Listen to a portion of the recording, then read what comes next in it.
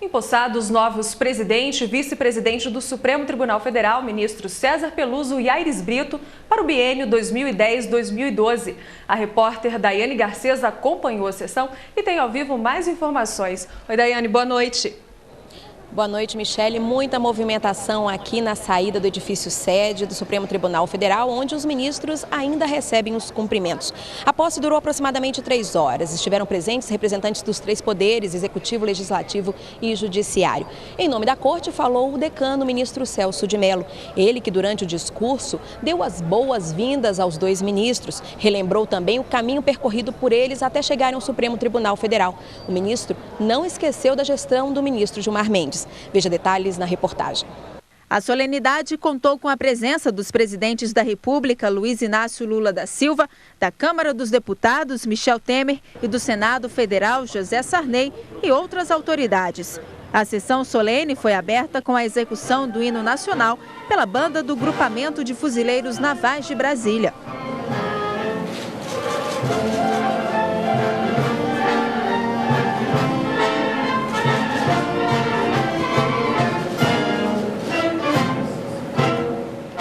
O ministro César Peluso prestou o compromisso. Prometo bem e fielmente cumprir os deveres do cargo de presidente do Supremo Tribunal Federal e do Conselho Nacional de Justiça, de conformidade com a Constituição e as leis da República. E o diretor-geral do Supremo leu o termo de posse no cargo de presidente do STF e também de presidente do Conselho Nacional de Justiça. Declaro empossado nos cargos de presidente do Supremo Tribunal Federal e do Conselho Nacional de Justiça o eminente ministro César Peluso.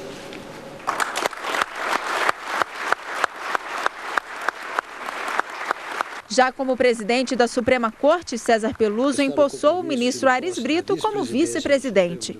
Prometo bem e fielmente cumprir os deveres do cargo de vice-presidente do Supremo Tribunal Federal e do Conselho Nacional de Justiça, de conformidade com a Constituição e as leis da República.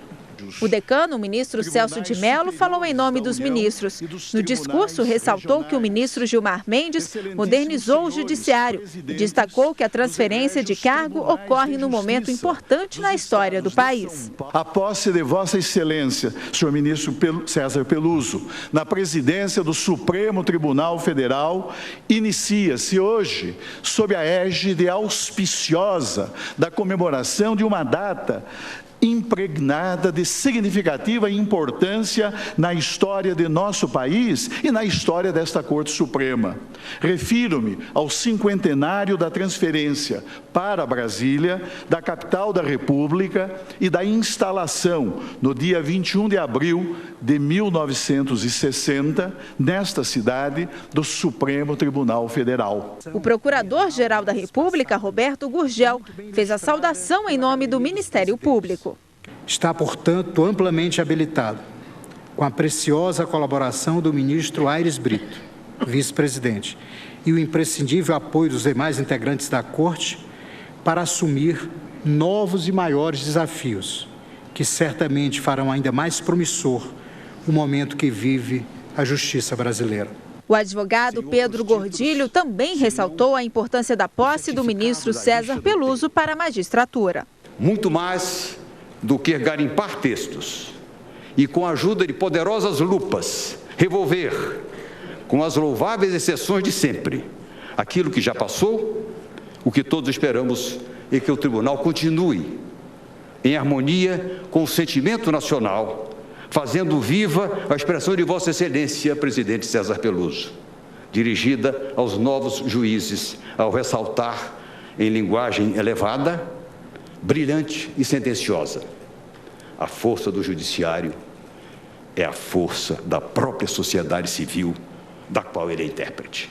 O presidente da Ordem dos Advogados do Brasil, durante a cerimônia, ressaltou o papel do judiciário. O espírito de independência, encarnado por Vossa Excelência, se ajusta plenamente aos desafios da nova realidade nacional.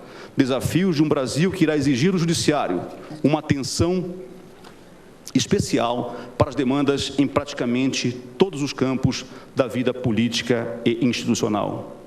temos a absoluta convicção de que Vossa Excelência, como magistrado de carreira que é, saberá exercer o cargo com competência, dignificando a justiça, a cidadania e a sua própria e bela história. O último a falar foi o ministro César Peluso. Ele disse que nenhum país pode enfrentar sozinho a epidemia de violência e sugeriu estreita colaboração com os países membros da ONU. O ministro ressaltou o papel do CNJ e disse que quer ser lembrado como alguém que contribuiu para recuperar o prestígio do Poder Judiciário. Por 2 vezes indagaram-me sobre marca que gostaria de deixar ao cabo dessa elevadíssima missão que me conferiram meus pares. E não titubeei em responder que estimaria ser apenas lembrado como alguém que contribuiu nos extremos de sua capacidade para recuperar o prestígio e o respeito público a que fazem jus os magistrados e a magistratura do meu país.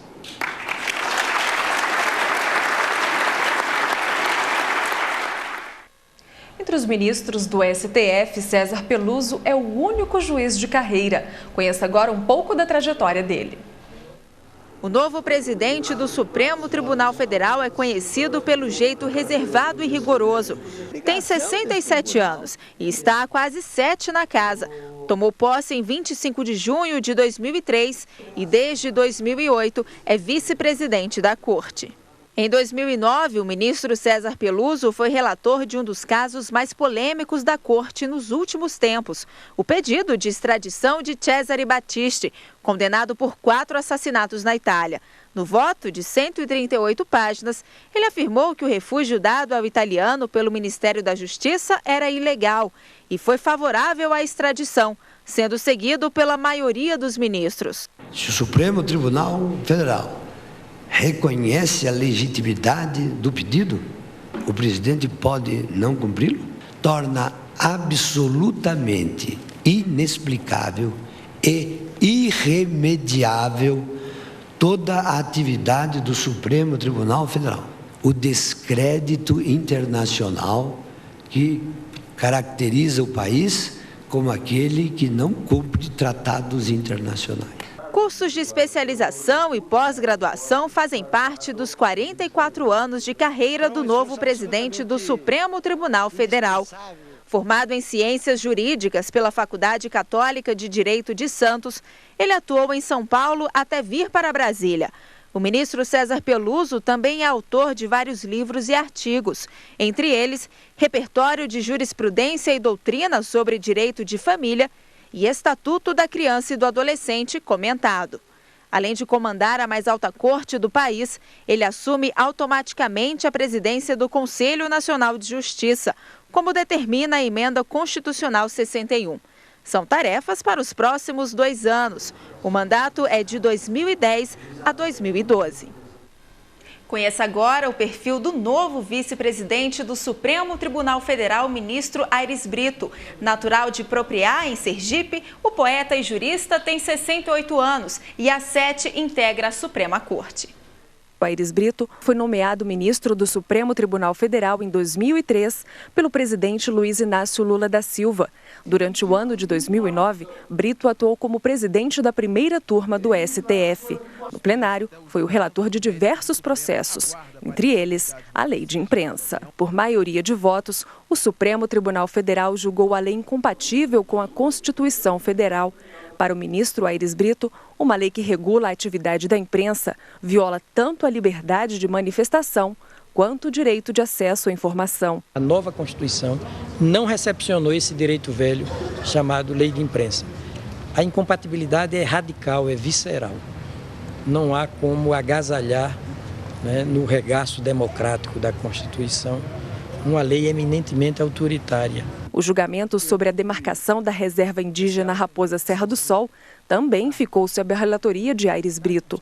O resultado foi favorável aos indígenas. Se o poder público se faz ausente em terras indígenas, tal omissão é de ser debitada a ele, poder público, e não aos índios brasileiros. Índios que não podem se opor à presença do Estado. Juridicamente não podem. E ainda necessitam dela para a contínua elevação dos seus padrões de segurança, politização educação, saúde, transporte e demais itens de bem-estar material. Além da atuação no STF, o novo vice-presidente também acumulou a função de presidente do Tribunal Superior Eleitoral entre os anos de 2008 e 2010. Aires Brito concluiu o curso de Direito em 1966 pela Universidade Federal de Sergipe. Depois disso, assumiu posições importantes no serviço público. Especialista em direito constitucional, Brito é autor de diversos livros, entre eles Interpretação e Aplicabilidade das Normas Constitucionais e Teoria da Constituição.